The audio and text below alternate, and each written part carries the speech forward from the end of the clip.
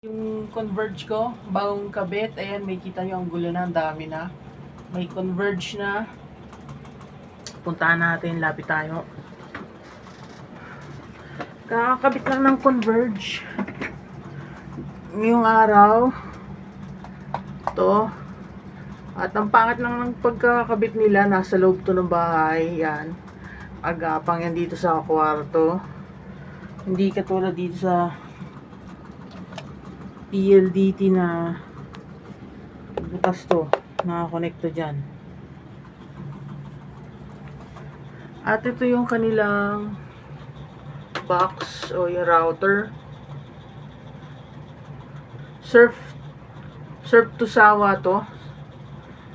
Kakapit nga lang. Surf to Sawa. At ang binayaran ko dyan ay 1,700. Pero, yan, 2 hours daw i-activate na. Pero, ayan, magto 12 hours na. Hindi pa rin siya activated. At nag-message na bukas na daw ma-activate. So, yun, nagka-problema agad yung Surf to Sawa ko. Pang backup lang naman siya. Tapos, kung may suggestion kayo na rack dito, kasi ang dami na kasi kailangan ng backup kasi.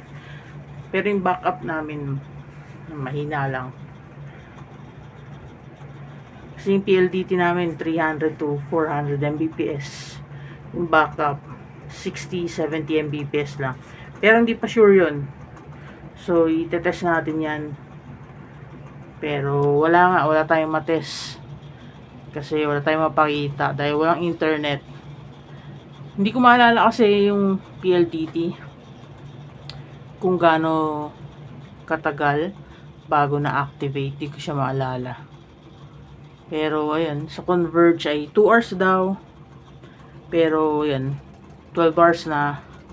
At nag-message na bukas na lang daw. So abangan nyo na lang. Fail yung aking Converge. Manipis na ng wire ng fiber compare sa PLDT. Ewan ko lang yung bagong mga PLDT ngayon. Pero ayan yung sa Converge ko. So suggest kayo ng bagong rack ko. Tapos maalikabok yan. Pasensya na. Yan nililinisan.